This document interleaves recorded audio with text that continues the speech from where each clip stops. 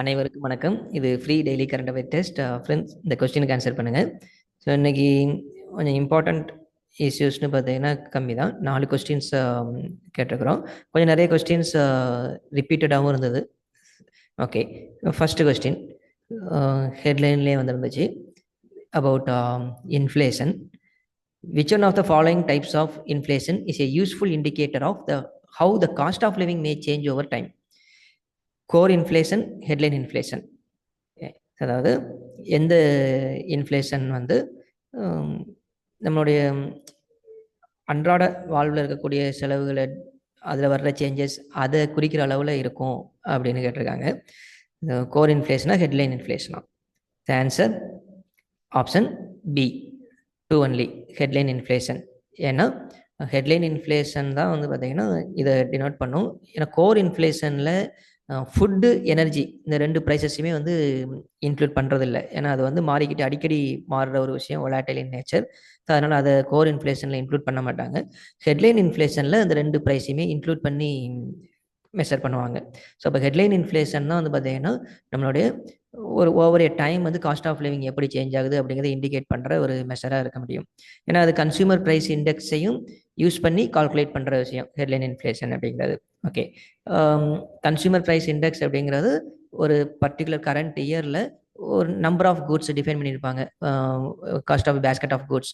So அந்த total basket, ஒரு particular basket of குட்ஸோடைய ப்ரைஸ் வந்து ஒரு பேஸ் இயரை கம்பேர் பண்ணி இந்த வருஷம் எப்படி இருக்குது அப்படிங்கிறத கம்பேர் பண்ணுறது கன்சியூமர் ப்ரைஸ் இண்டெக்ஸ்.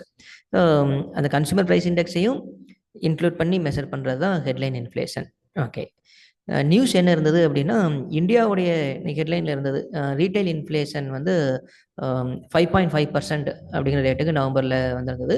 அக்டோபரில் வந்து 6.2% இருந்தது. ஓகே, 14 மாதத்தில் வெரி ஹையஸ்ட்டுக்கு போனது அக்டோபர் 6.2%, நவம்பரில் 5.5%க்கு வந்தது ரீட்டைல் இன்ஃப்ளேஷன். ஸோ இதுதான் நியூஸில் இருந்துச்சு. Then coastal regulation zone is applicable up to 50 meters from high tidal line, 100 meters from low tidal line, 500 meters from high tidal line, 500 meters from low tidal line. இந்த high tidal, low tidal line அப்படிங்கிறது கடலில் tidal, கடல் ஓதங்கள், அது வந்து increase ஆகிறப்போ எவ்வளோ maximum reach ஆகுமோ அந்த இடம் வந்து ஹை டைடல் லைன். கடல் மட்டும் அந்த குறைஞ்சி உள்ளே போகிறப்போ எவ்வளோ மேக்ஸிமம் உள்ளே போகுமோ அந்த இடம் லோ டைடல் லைன். இந்த ரெண்டுக்கும் இடைப்பட்ட இடத்த இன்டர் டைடல் ஜோன்னு சொல்லுவோம்.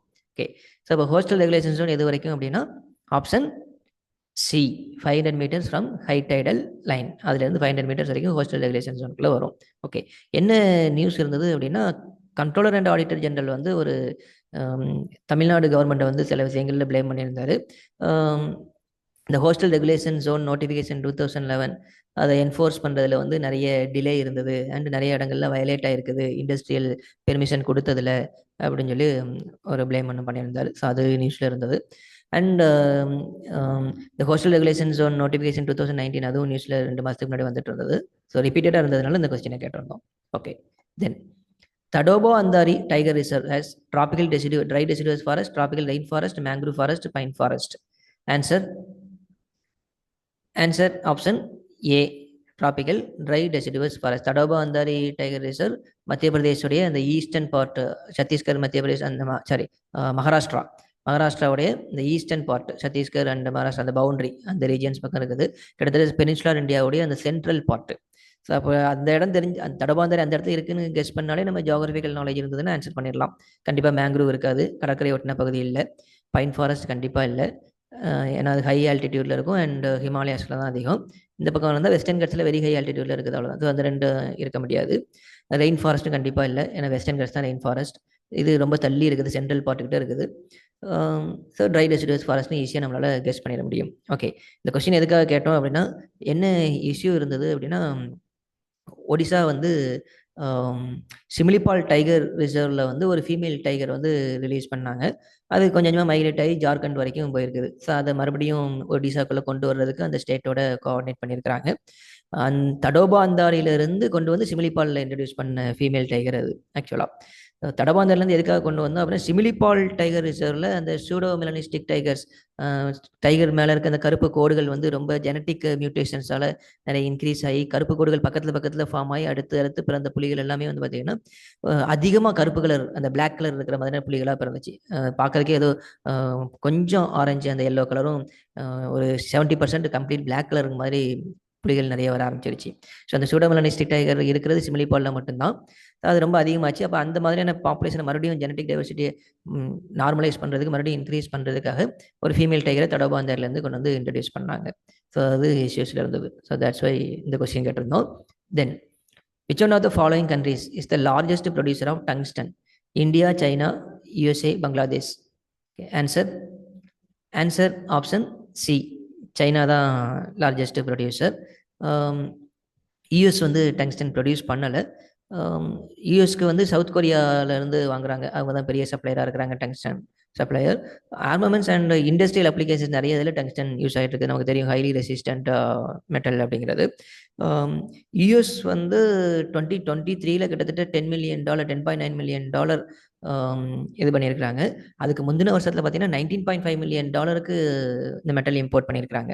அது கொஞ்சம் குறைஞ்சிருக்குது 2023 19.5 $10.9 million குறைஞ்சிருக்குது. ஸோ இது இஷ்யூஸில் இருந்தது. அண்ட் அது போக டங்ஸ்டன் பற்றி தமிழ்நாட்டிலையும் ஒரு இஷ்யூ இருந்தது, நீங்கள் படிச்சிருக்கலாம்.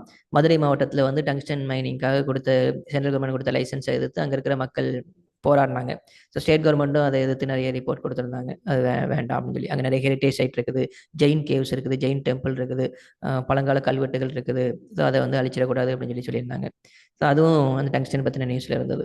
ஓகே, ஸோ உங்களுடைய கரண்ட் அஃபேர்ஸ் ப்ரிப்பரேஷனை நீங்கள் எவாலுவேட் பண்ணிக்கிறதுக்கு, ரிவைஸ் பண்ணிக்கிறதுக்கு free current affairs test, daily test www.geodemy.inல டேட் வைஸ் உங்களுக்கு அவைலபிளாக இருக்கும். நீங்கள் டெஸ்ட் எடுத்துக்கலாம்.